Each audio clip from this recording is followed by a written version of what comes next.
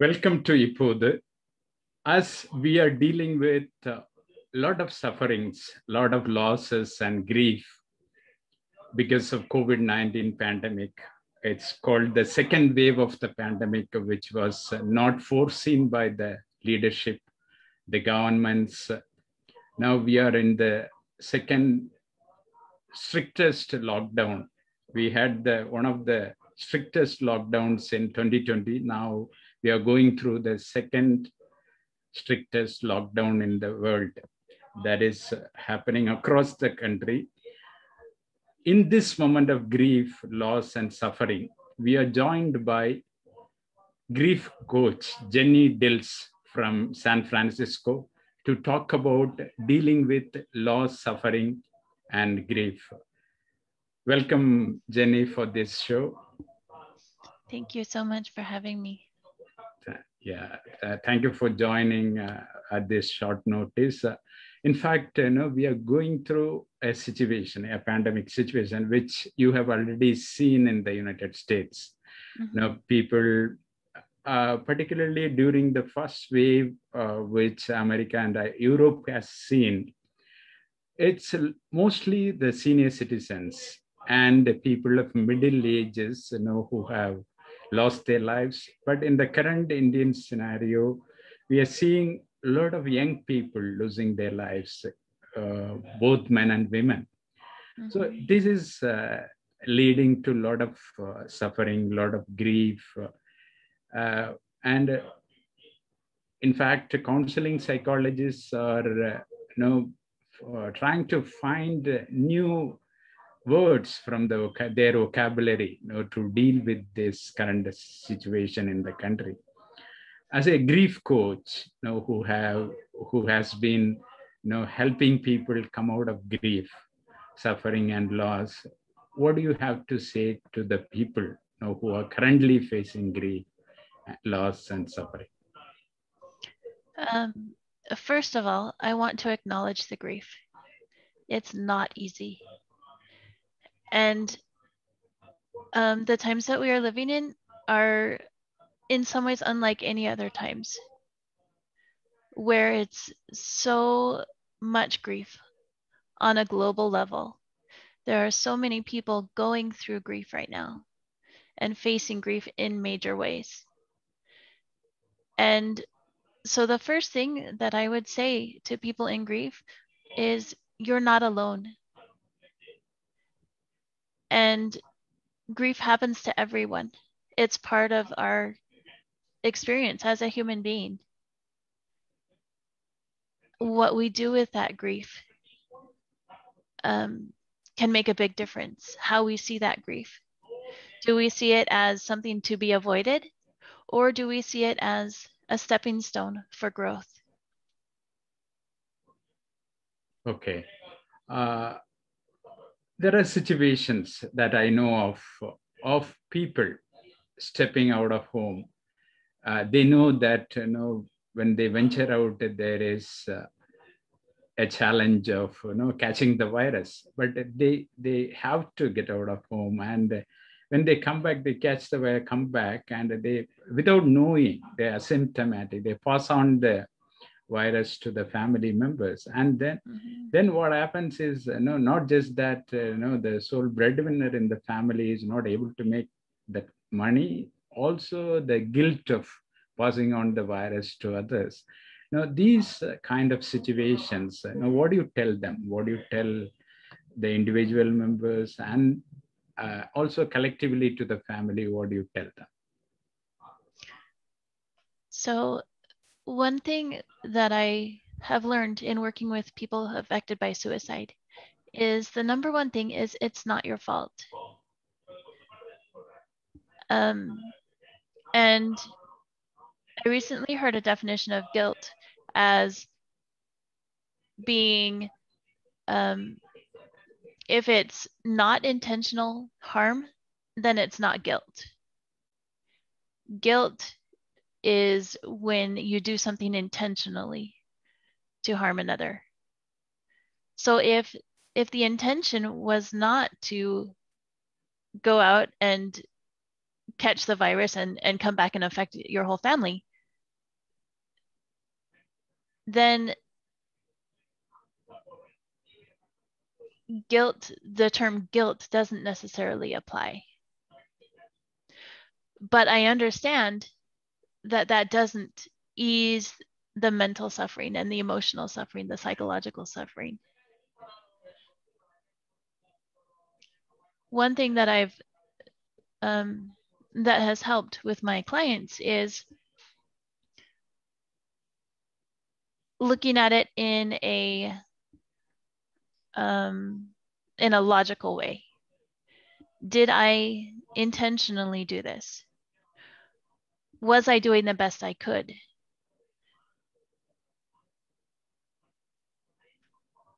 How much control did I have over the situation? And was I trying? What were my intentions and motivations in doing what I did? And as we sit with those questions and really analyze them and dig deep within ourselves to find the answers, doing that can help ease the mental and emotional, psychological suffering. In answering the first question, you said what is most important is acknowledging the grief. And when you say acknowledging the grief, are you also saying that you validate that moment of loss, suffering, and then try to, as you were answering the second question, you said, think about it logically, analyze it. Do you think in a moment of such an emotional loss, the challenge is about the inability to think logically about the situation, inability to find peace with that situation. So do you suggest a kind of a support mechanism or a support system from the family or from outside the family, like counseling psychologists, a system of knowledge, at least to go online, get talk to somebody like you to take professional help and deal with that situation? How do you suggest? Yes and no.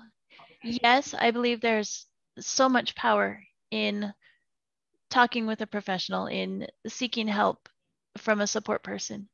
And I also know the power of sharing stories. Those closest to you, your support network that you already have, the communities that you already have, can be just as much or even bigger help than a professional that you don't know. As we share our stories, we understand I'm not alone. We see this is how they solved their problem. I can take something from that and use it to solve my problems. As we share our stories, as we express our stories, it gets our experience out. By definition, expression is getting out whatever is inside of us.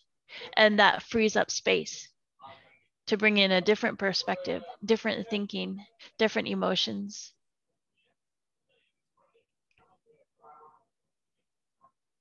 Yeah, you are talking about death, the thought of death or contemplation of death, adding more meaning to life.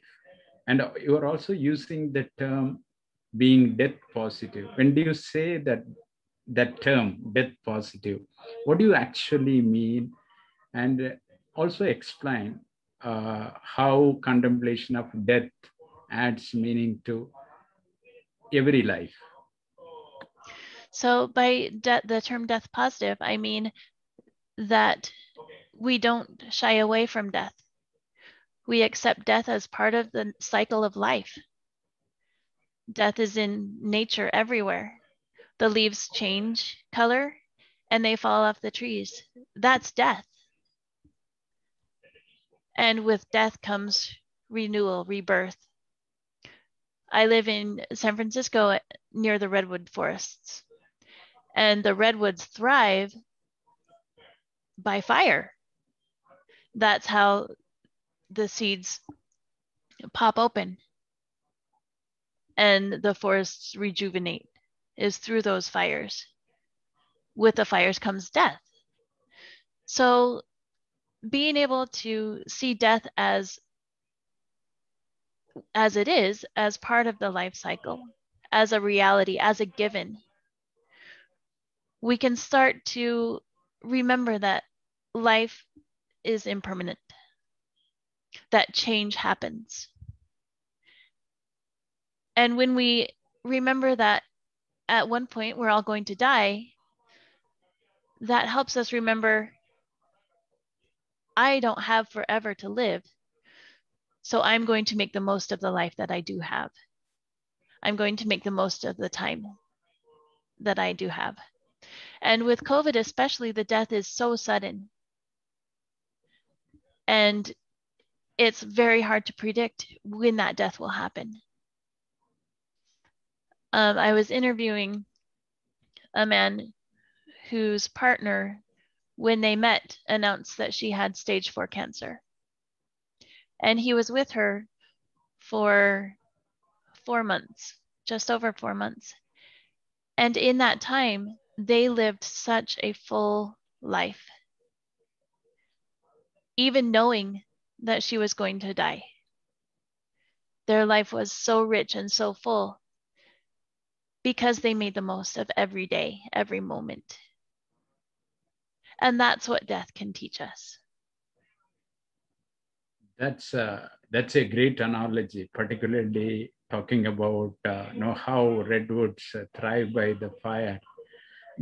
This idea of observing nature and taking lessons from nature. Even now, people are talking about go out and observe nature, particularly when you are suffering from some kind of loss.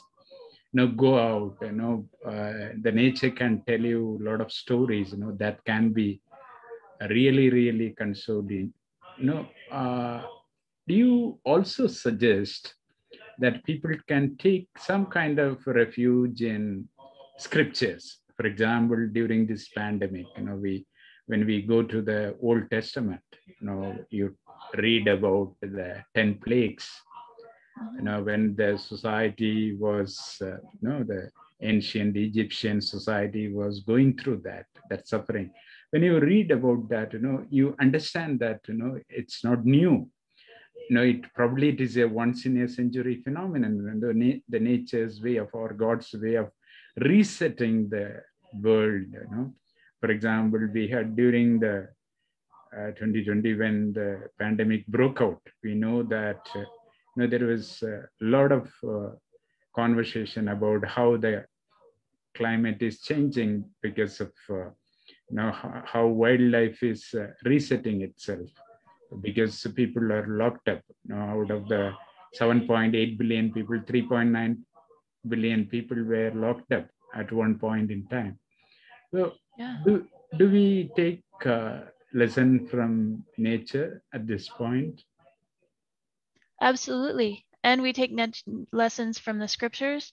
We take lessons from our ancestors, the land itself, our interactions and our connections with each other, whatever fits best for you. Yeah, that's true. In fact, as we talk about connections, that humans know that what is most important is during times of grief, the intimacy, the connections, as you talked about a couple. They know that she's going to be there for just 4 months, and they made the most of every moment. Similarly, what your immediate intimate connections can give to you at this moment of grief?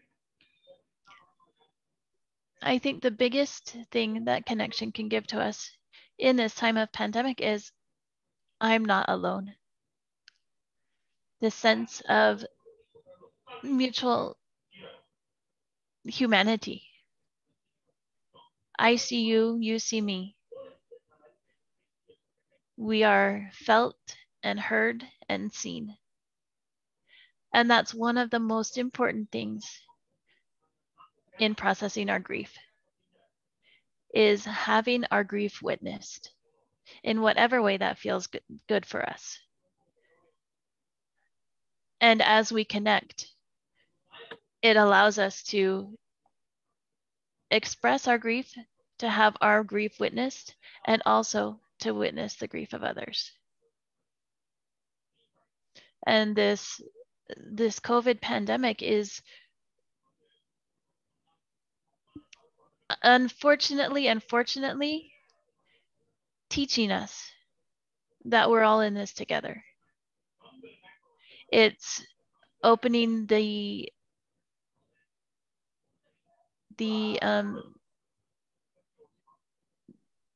perspective that death is happening, that nobody escapes death, and that grief is a collective phenomenon or a collective part of life that everybody deals with, everybody experiences.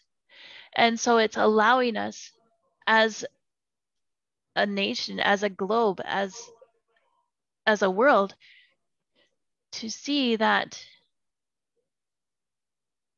to become more death positive. Because at this point, we cannot close the door and say that death is not happening,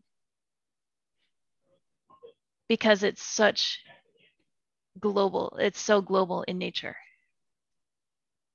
And so by putting it in our faces, we have the choice of accepting and seeing and saying, all right, death is everywhere. Now what am I going to do with it?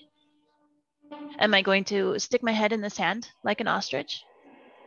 Or am I going to get to know it and see how I can benefit, how I can live my life more fully because of it being a reality? Yeah, as you said rightly, globally now we have come to this realization, that this is inevitable, though we know that from the scriptures or from our history, we know that, but this suddenly opens up that scenario in front of us.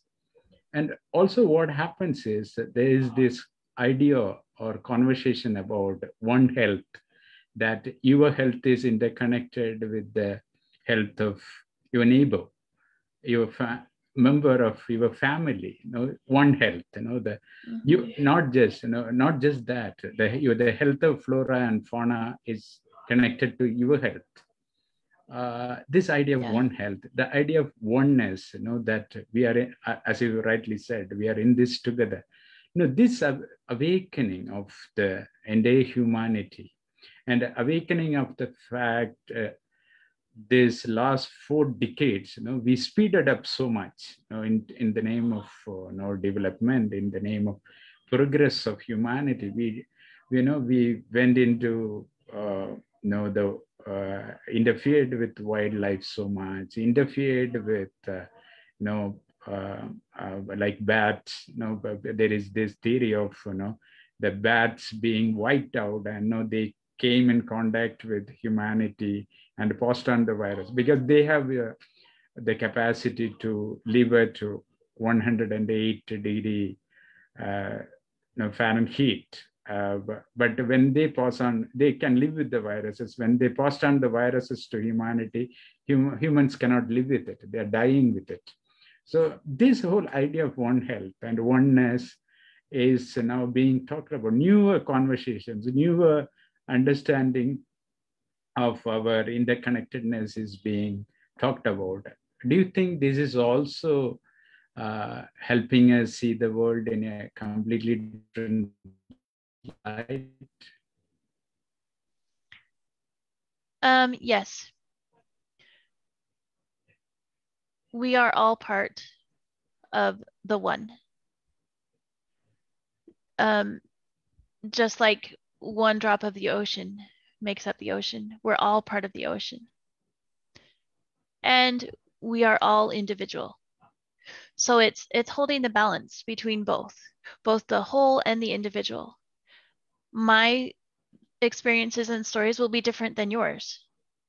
And so as we share our individuality, our uniqueness, it gives life to the whole. It gives richness to the one. Okay, you are saying that each story of diversity, each story of individuality is adding to the story of the cosmos, story of the universe. That is, does it help in a moment of grief, in a moment of suffering, in a moment of loss? Yes, it does.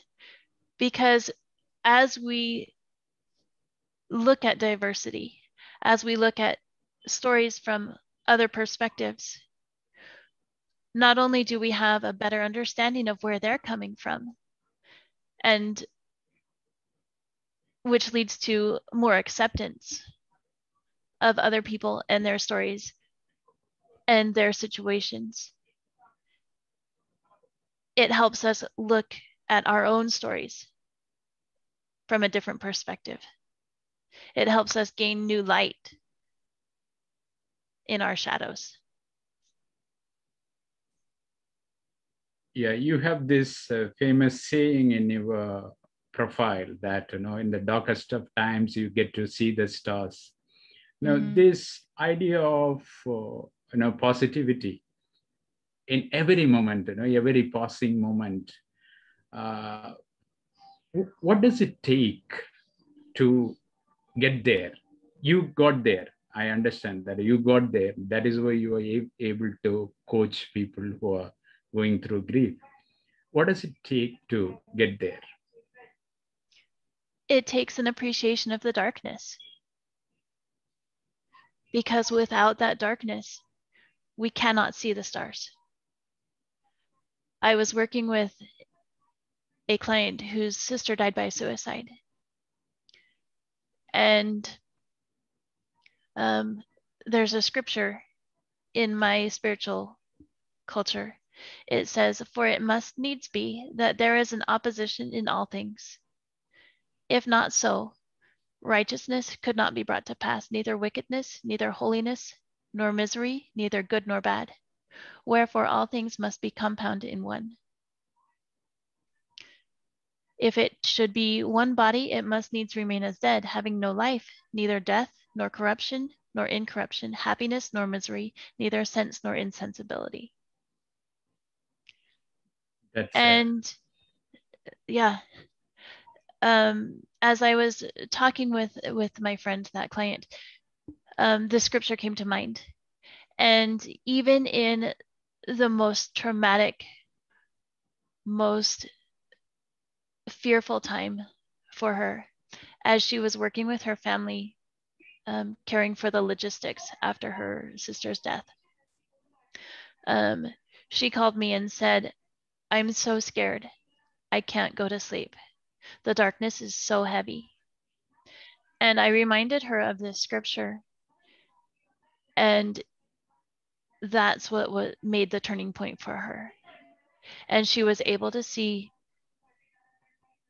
because of the darkness that she was in, because of the trauma, because of the fear, it made her happy times more valuable. It made the connection with her family more golden, more meaningful, because she had also gained an appreciation for the painfulness, the darkness, the suffering. That is quite profound. In fact, I am reminded of this conversation between Saint Paul and Jesus Christ about suffering. This whole idea of why somebody who has the blessings of the divine should go through suffering. That conversation. In fact, I was reading this stuff from Harvard Divinity School professor Francis Clooney was explaining it in detail, that why should somebody who has got this great divine blessing and grace should go through this suffering. Then it when it explains itself, it is an integral part of the cycle of life, as you explained as an answer to the first question. I think that probably sends out a message to whoever is listening to this conversation. Would you like to add any closing remarks? How people can connect with you, during moments of grief, loss, or suffering? Do you want to add something so that we can end the conversation? Yeah. Sure. My LinkedIn profile is Jenny Dilts -grieving coach, and my website is grievingcoach.com. And you can also email me directly at Jenn, JENN, @grievingcoach.com. And if I could give one more piece of encouragement, please to go everyone. Ahead. It would be our challenges, our struggles, our suffering, our experiences are perfectly tailored to us to make us the best person that we can be. That is wonderful. That is a great way of closing the conversation. Thank you, Jenny Dilts, for joining us all the way from San Francisco, helping people deal with the situation currently here. Thank you so much. Namaskar. Thank you. Thank you.